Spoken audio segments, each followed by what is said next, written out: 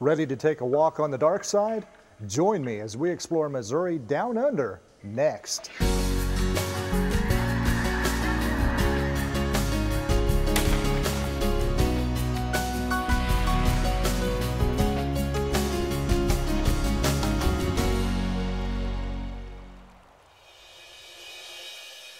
Known as the Show Me State, Missouri is also called the Cave State, and with good reason. There are more than 5,500 caves in Missouri, and the list grows each year as new ones are discovered. Hi, and welcome to Missouri Outdoors. I'm Kip Woods. The world underground is home to some interesting formations and creatures, and some caves hold a special place in our history books. They're a source of exploration, adventure, and mystery. On today's show, we'll travel underground and go in search of a small fish and see how it's adapting to its dark home. For years, they've traversed the muddy underground, mapping out caves for others to follow. Meet some of the pioneers of Missouri's cave exploration. Then, travel back in time on a journey that reveals our darkest past. It's all coming up shortly. But first, Ralph Duran joins us for Call of the Wild.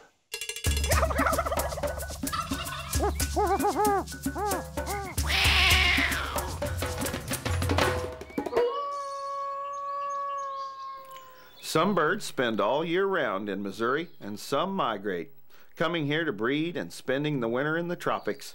This is the call of one common summer resident.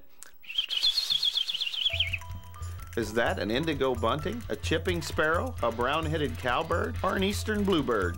Listen again. That's the call of the chipping sparrow, a small brown bird with a rusty-colored cap.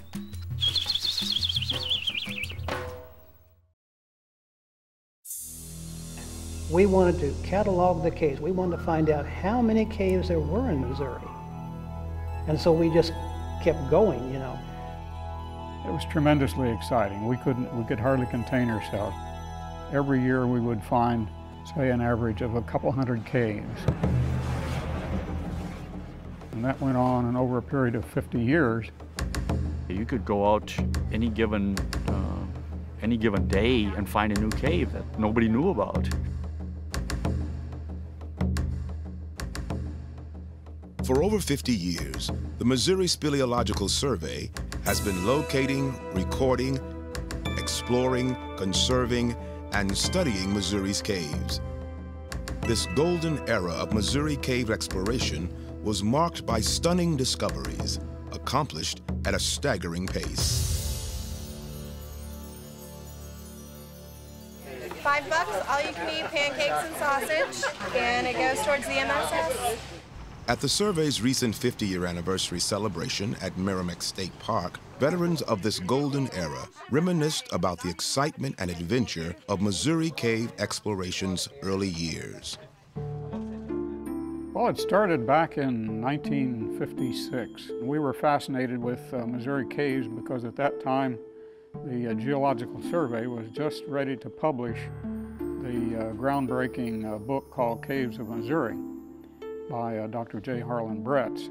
We knew more than he did as far as numbers and locations of caves were, so we thought there ought to be some kind of organization that would bring all that together. And I think that one of the things that tied all this together was the cave count. Overall, we were trying to build that count up to determine how big this resource was that we had to deal with. We brought the number of caves from 437 in 1956 to 6,300 in 2006. So it was a long, sustained period of discovery. Missouri ranks second in the nation in the number of recorded caves. Tennessee is number one, but that gap closes every year with new discoveries in the Show Me State. I'm rather amazed and very pleased that it's taken the turn that it has over the years, and the people are really quite serious about it and have done some tremendous work, really. It's almost unbelievable.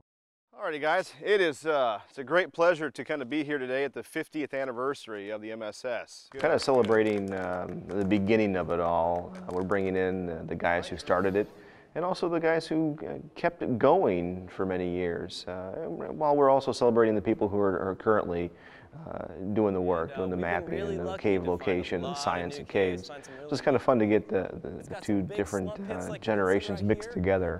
Also, just some neat walking passage. Actually, a lot of walking passage, which kind of makes it very, very different from most Stone County caves that we go in. It's really neat to realize that you were there, you know, way back when, and that it's still going on. And the way it's being done now is just amazing. As the torches pass between one generation of cavers to another, the discoveries continue. Consider River Bluff Cave near Springfield, Missouri, accidentally uncovered in 2001. The significance of this cave is spectacular because it has been sealed up for at least 55,000 years, quite possibly even longer than that. Right now, some of the dates we've gotten back in the cave are 830,000 years and 630,000 years, making this the oldest fossil cave site in North America. All right, guys, we're going to enter Bear Pit here in a second. As far as I'm concerned, one of the neatest areas of this cave. And on your right-hand side, you can see all these claw marks. Check this out, yeah. These things are between 7.5 and 8 inches wide.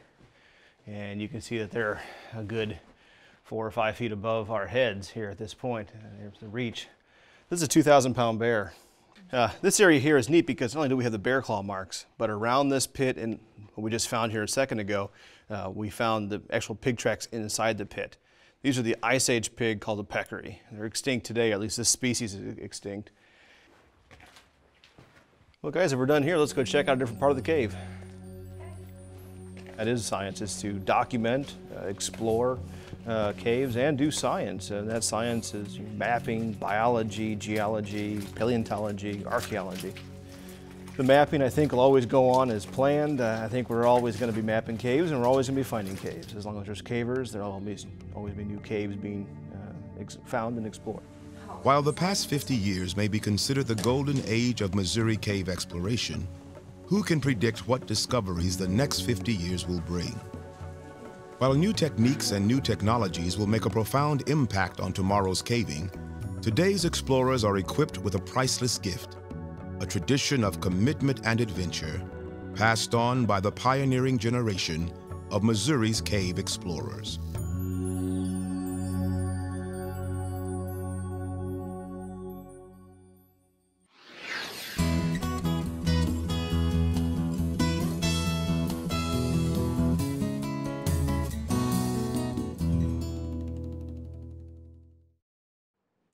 Hunters venture out each spring and fall in Missouri in an attempt to bag the elusive wild turkey.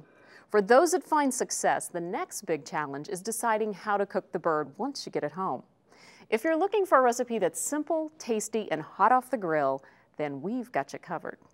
To get started, you'll need 2 pounds of meat with the skin removed. For grilling, cut it into 1/4-inch thick slices. In a bowl, combine olive oil, lemon juice, oregano, and salt and pepper. Marinate the turkey in this mixture and chill 30 minutes to an hour. While the turkey is marinating, mix a tasty dipping sauce of yogurt, orange juice, minced garlic, ground cumin, oregano, salt, lemon juice, and orange zest. Cover and refrigerate. Place the meat on wooden skewers to help hold in moisture. Place them on a medium-hot grill and cook 10 minutes or more until done. Serve with lemon sauce. This recipe also works well for other game birds like quail or pheasant. It's a simple and tasty reward for some of those challenging hunts. If you'd like the recipe, check our website or just write to us. We'll have the address for you at the end of the show.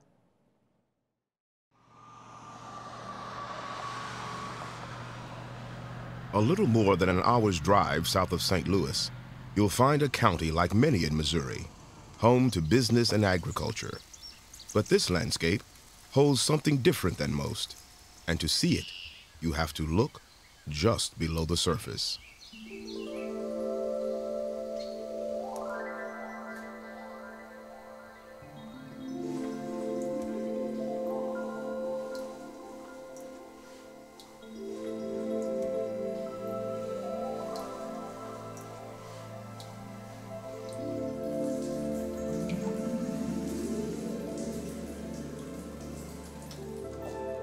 Most people that live in Perry County probably has never been down in a cave. They live on a unique environment. There's a lot of different things going on underneath their very feet. And it's got the most caves within the state, and the 3 longest caves are found here in Perry County. The caves here were formed over millions of years, born and fed by water that flows from the surface. And in the streams that flowed through these caves, people exploring them made a fascinating find. A fish never before recorded. So the grotto sculpin were first discovered in the early 1990s when cavers that were caving in this area first brought the sculpin to the attention of researchers. Grotto sculpin are sculpin that are found in caves in Perry County, Missouri, and it's the only known location for these sculpin.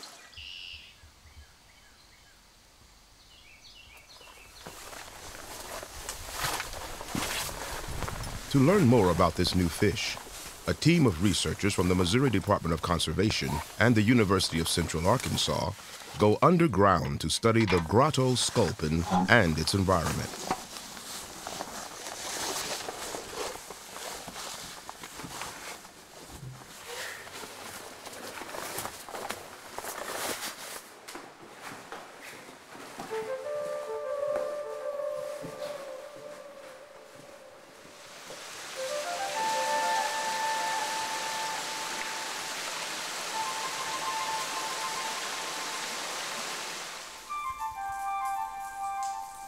Caves are very unique environments. When you go underground and there's the lack of light, it's a completely different world.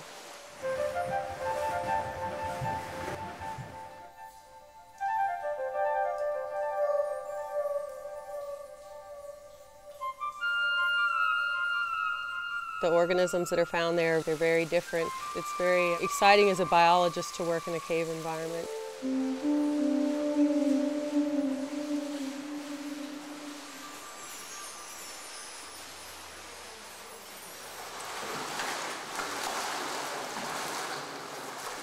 You would think that given that there aren't as many cave organisms as we have surface organisms, that we would know quite a bit about them. But in fact, we're still describing a lot of new species in caves. We know very little about their distribution. We know very little about their biology and their ecology. So to add something to that data is exciting.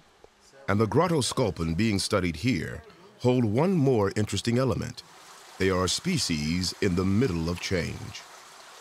The grotto sculpin are unique because they're in the transition phase. They're actually evolving and adapting to the cave environment.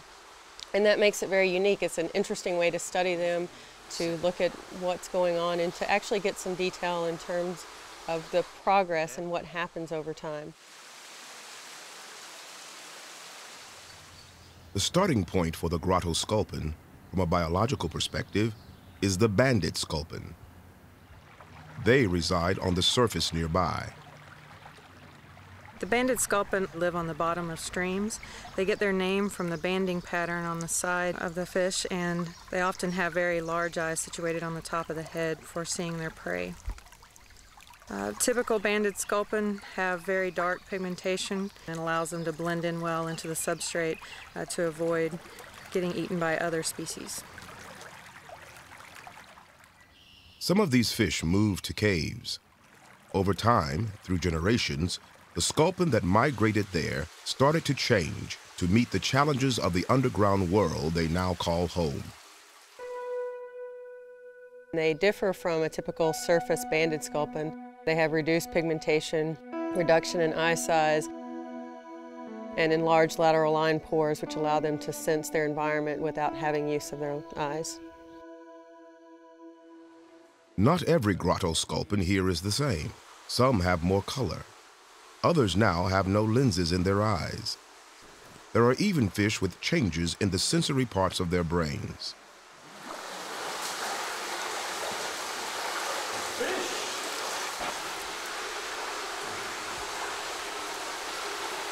That was a good scene. Yes, it was. How many did we get there? 5 or 6. We're in section 110. After a fish is caught and its characteristics are recorded, and before they are released, these fish are implanted with a unique tag that has a special feature. What we're using are tags which actually fluoresce when you put a blue light on them. So when you pick up a fish, you may not be able to immediately see the tag, but once you put that blue light on, you can tell what color it is. Some of these tags that we're putting into the fish, they're color-coded, which means that we know what cave we actually tagged the fish in, and if we actually pick this fish up in a different system, say in a different cave, then we'll have an idea that that fish actually moved from one cave to another cave. So that gives us information that these caves are connected. Plus it also gives us the information how the movement of the fish from what type of habitat to a different type of habitat, and from year to year too. The data collected will help us understand where, from a biological standpoint, the grotto sculpin is on its journey to improve its chances for survival underground. As they adapt to the cave environment, we expect that over time we'll see more and more individuals that have smaller eyes, that lack pigmentation, and that show those unique cave adaptations. But survival for the grotto sculpin and the other life that reside here may depend on more than adaptation. Runoff from the fields and the urban areas of Perry County travel directly down the sinkholes into these cave systems. A change in the water quality could upset the delicate balance here, bringing outside invaders in and altering the food chain. With limited resources available, the grotto sculpin depends on the cave's native organisms for prey. These are isopods, cave-adapted isopods, and they're similar to, if you think about roly-polies on the surface, except these are aquatic in habitat, and they're one of the food items of the grotto sculpin. A test with a harmless dye is used to trace water flow in, through, between, and out of these caves. As well as being part of the grotto sculpin study, this information on where this water travels is important because it can help map the system, and in case a serious water quality issue arose, its impact could be tracked and monitored.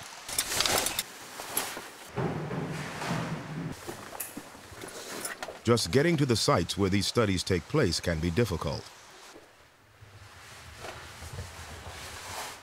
And once there, the work here is hard, and there is the element of danger, but it is also rewarding and enjoyable.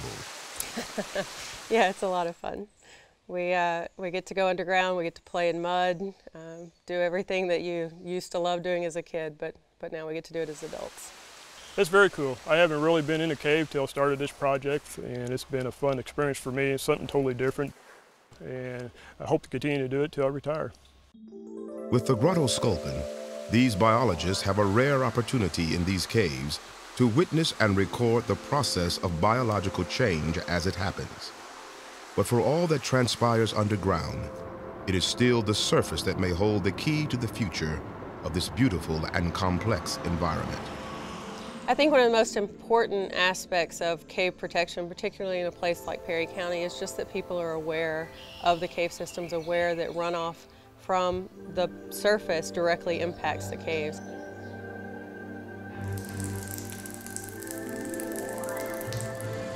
So as you go about your life here on the surface, remember that the beauty and wonder of Missouri is more than skin deep. There is a fascinating world, one of incredible sights and unique life that lies beneath us.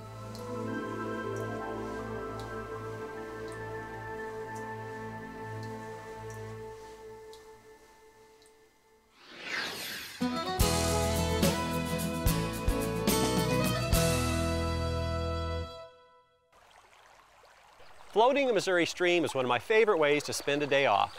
Sometimes I fish, sometimes I watch birds, and sometimes I just relax and truly go with the flow. But the key to a great float is preparation. Figure out what you're going to need and be sure to take it along. First, know where you're going. Next, there's the canoe. Plastic ones often work best in our Ozark streams since they are light and more easily glide over gravel and rocks. If you don't own one, you'll need to find a good canoe rental agency. Make sure your canoe has both bow and stern pull ropes. Now for the rest of your equipment. By law, you must have a personal flotation device aboard for each person in the boat. Life vests work best, but you need to wear them and keep them fastened. Clip-on seats and cushions can make your trip more comfortable. Include a large sponge to remove water from the canoe, a dry bag or waterproof bucket with lid for cameras, wallets, keys, first aid kit, a trash bag to pack trash out, and a cooler for lunches and drinks, or to store the fish you catch. Take steps to protect yourself. Bring along sunscreen, a hat, sunglasses, and wading shoes. And don't forget rope to tie the cooler and waterproof bucket to your canoe. For written instructions on getting prepared for a float trip, visit our website or write to us. We'll have the address for you at the end of the show. Darkness. For millions of years, caves in Missouri existed in perpetual night. No light to illuminate the dazzling formations. No way to see the dozens of creatures that call this unique habitat home. Nothing but blackness. But sometime, in the distant past, light came to the underground world. Certainly, Missouri cave resources have been utilized from the very beginning at time when man entered Missouri, and they continue to be used to this very day. To the Paleo-Indians are that period of history from about 10,000 to 20,000 years ago.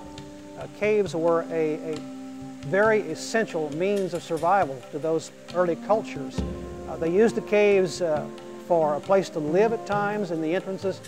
The caves provided them with a source of water. The caves were good to protection against the cold of winter and the heat of summer. They used the resources in the cave, the clay for pottery, the flint for their weapons and tools. Dwight Weaver is a public information officer with the Missouri Department of Natural Resources. He is also an avid caver. His interest in both caves and their history makes him the state's premier cave historian, and Missouri's underground heritage is a rich field of study. It's that mystique of wanting to find out what's around the next corner, and the fact that caves are totally dark, and that provides a great deal of mystery. But we have always been a people who liked adventure, who liked to explore. People came west because they were attracted to the resources in these areas. In the 1700s, settlers from the east began to enter the state of Missouri. Like the Native Americans before them, they used caves for shelter and protection. But they found another resource in caves necessary for survival, one of the ingredients in gunpowder. These fellows came in when Missouri was really a wilderness. They had no supplies from back east or other sources, so they had to make their own gunpowder, make their own bullets. And where the bats use a cave, they leave guano on the floor, and they could extract this material, process it, and come up with saltpeter crystals, which combined with sulfur and charcoal produces gunpowder.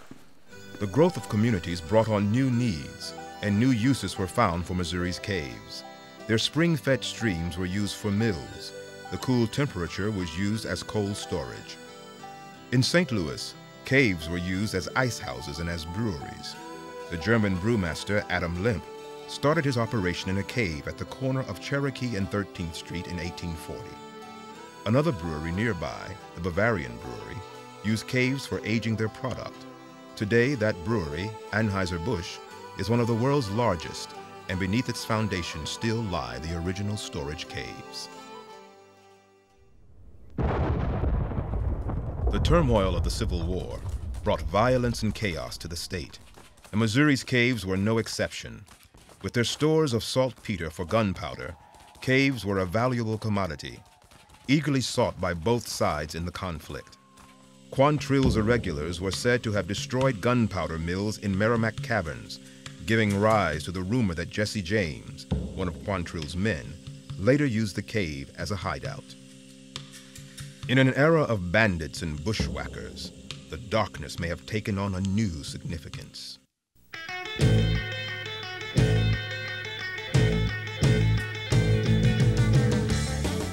Then came the automobile and the electric light.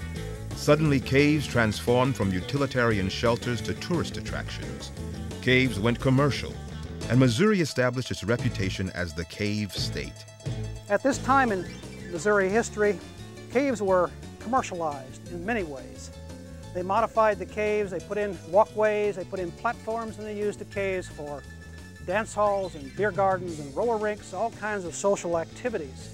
Following World War II, when we had better roads, they began to open caves for tourism. There's been no time since the beginning of this period that we haven't had at least 24 show caves open to the public. But Missouri's cave resources don't stop with the commercial caves. There are more than 5,000 known caves in the state, and more are being located every year. These underground sanctuaries provide a unique ecosystem for dozens of exotic creatures. They are valuable living laboratories, a place to study our groundwater resources. And they have provided adventure and excitement to generations of explorers. When light penetrates the darkness, the results can be astounding.